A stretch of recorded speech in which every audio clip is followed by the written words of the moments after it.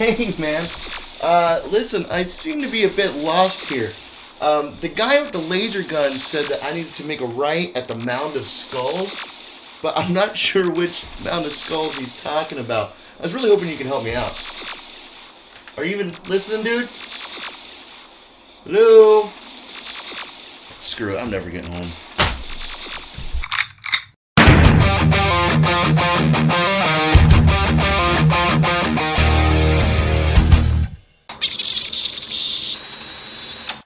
Hello everybody, Film Trigger here. My name is Stevie Cade. We are continuing reviewing the Terminator series every Tuesday leading up to the release of Terminator Dark Fate. And as always, I'm not doing this alone. My buddy Durban over at the channel DURBANIA is releasing his video the same time I do every Tuesday, 4 p.m. Eastern Time. Be sure to click on his link below and head over to his channel and check out what he has to say about it. So without further ado, here is my review for Terminator 3.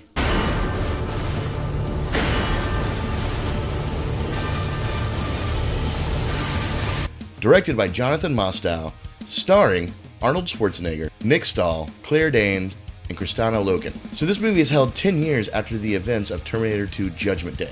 John Connor is now living off the grid in Los Angeles, but a new Terminator, the TX, has been sent back to not only search out John Connor, but to take out all of his lieutenants of the future resistance. But a reprogrammed T-800 has also been sent back to assure the survival of John Connor and his future wife, Kate Brewster. What to say about this film? Just know this. Arnold Schwarzenegger refused to do this film for a very long time because James Cameron was not attached to direct. But Cameron told him, just do it for a shit ton of money. That should pretty much sum up the integrity of this movie. But I digress. So let's jump into the positives that I can squeeze out of Terminator 3, Rise of the Machines. My first positive, action. This movie does meet the high-velocity action sequences we come to expect from a Terminator movie. The biggest one being the chase scene with the crane, which is a creative use of a vehicle that I don't recall seeing in any other movies being used in an action sequence. And you also get to see Terminator slammed into buildings and being thrust through glass, although the scene was almost cut out of the movie entirely because of budget issues. So Arnold Schwarzenegger himself fronted $1.4 million of his own money just to make sure that this scene made it in the movie because he thought it was that important. And another one of my more favorite action scenes is when he's carrying the coffin on his shoulders.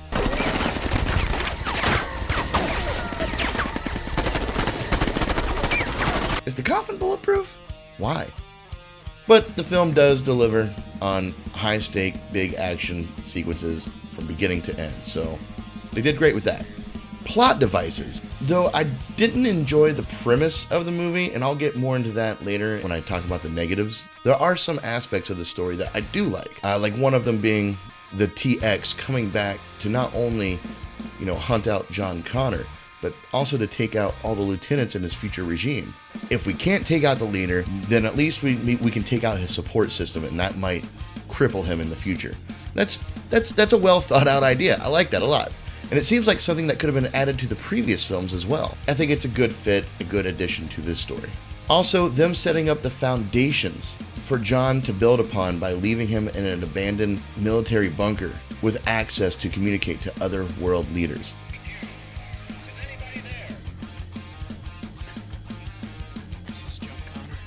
You just set up a whole different franchise of Terminator movies, which they were actually going to try to do. And Salvation was supposed to be a direct sequel, and they even had Nick Stahl eyed to reprise his role, but he turned the film down, and then Salvation got shelved for a while, and then it just kind of became its own thing.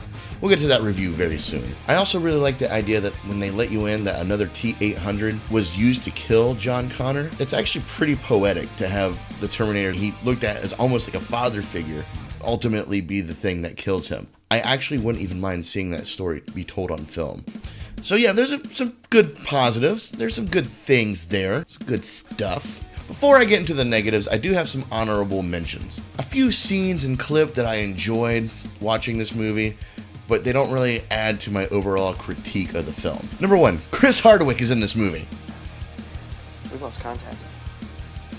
Felt like telling you guys, in case you missed it. Chris Hardwick. Yeah. Another honorable mention is I really like the transportation spheres. You know, when the Terminators arrive, this big bubble shows up. I really like the way that they looked. I thought it was a nice update, a nice evolution to the franchise. Another one is I really enjoyed watching the Terminator collecting supplies for John and Kate. Like, he's literally just grabbing random shit because, humans eat or something. I don't know. I just really enjoyed that moment. But also a little side note there, the gas station that they're at is the same gas station that appears in the original 1984 Terminator movie and also in Judgment Day. I actually wouldn't mind seeing this gas station reappear in Terminator Dark Fate. Maybe even Sarah Connor just happens to hide out there and that's her area of operations or something like that. And one last thing I want to add to the honorable mentions section of this review is the cast. I think the entire cast did a fine job acting and showing their emotions and displaying a real understanding for the fine art that is performance. But the way they were directed to portray these performances will drive me right into my negatives of the film. Jonathan Mostow completely dropped the ball when it came to not only understanding these characters, but what the franchise is ultimately based on. He has completely negated what the first two films built and seemed to just only highlight the action and comedy. Oh God, the comedy.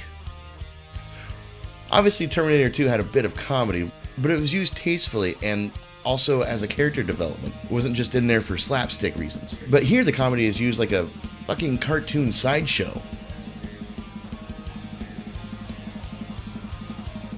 And what was done with these characters is unforgivable.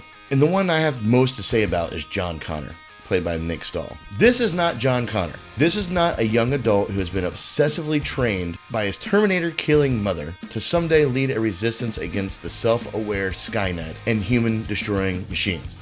This is not the same person we saw in the previous movie, or the one they've been talking up the past two previous movies. He shows no leadership, decision-making, or survival skills. Instead, we find him OD'd in an animal hospital because he has absolutely no medical skills. He has no skills, nothing.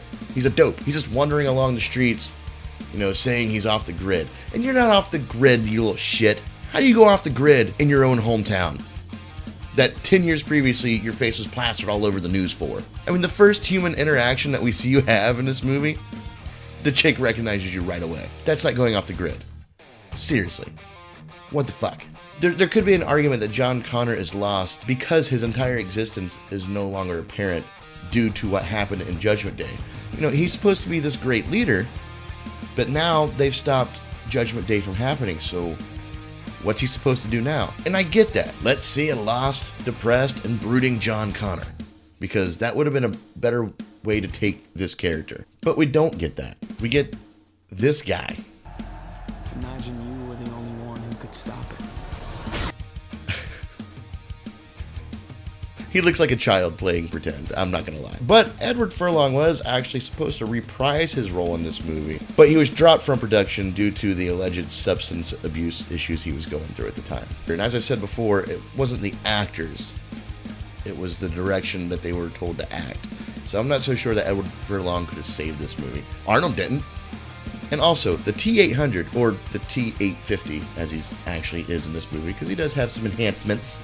That thing that explodes randomly, that's a new thing. Now, this is a tough character to mess up, because he's basic. Yeah, basic. Every Terminator that's sent back is a different Terminator, so you kind of have some creative justice here. But the creative choices made for this incarnation were just callbacks to things that we know, recognize, comic relief, and shock value. No real development at all. Terminator 2 set a standard. These machines are teachable, but this Terminator is just there to transport John and Kate from point A to point B while blowing up shit. Now, moving forward, the TX, they kind of refer to her as the Terminatrix, which is weird. I personally like the Herminator. Get it? Herminator? Because it's a girl. I do agree that this character was a great addition conceptually. Like, looked really good on paper, I bet. But since it's a female Terminator, they decided to devalue its integrity by over-sexualizing the character, which makes no sense. It's a Terminator, man. Like when she tastes John Connor's blood, it's like kind of like an orgasmic face. If that was a dude Terminator doing that, people would be like, the fuck is that guy doing? This Terminator also has a lot of inconsistent abilities that seem to pop up randomly. Her weaponry, sometimes she shoots what seems to be like plasma beams, And then she has a flamethrower. Then she can override software and make cars drive themselves. Which, by the way, doesn't make any sense at all, because in order for regular street cop cars to drive on their own, you have to add equipment to them. They're not just designed to, hey, if you update our software, we can just drive them around by remote control. No. See what this movie's got me doing? Now I'm being petty. Back to the review. And we've lost the stealthiness that the T-1000 brought in T2, which to me makes the T-1000 the most efficient and superior Terminator in the entire franchise. Think about it. He shows up incognito, finds an outfit that can get him in and out of places without question. He just very quietly, stealthily tries to find John Connor and terminate him.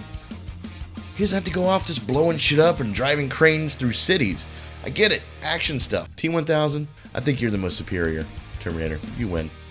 But I can spend all day talking about the negatives of the movie, like the use of Dr. Silberman's cameo just being there for a punchline.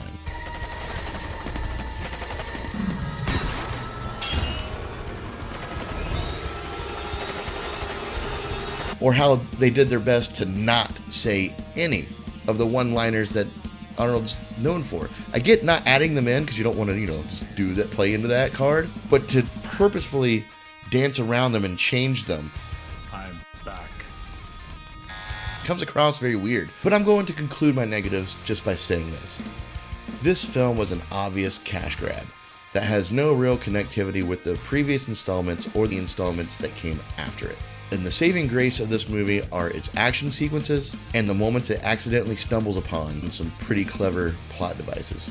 And for that, I'm giving this movie a D. I didn't really like it. It was pretty terrible. It was bad. It was awful. Please be sure to check out Durban's review on this movie right now by clicking on his link in the description below. Leave some comments, be sure to hit that subscribe button, check out these videos right here, and as always, stay trigger happy, my friends. Peace.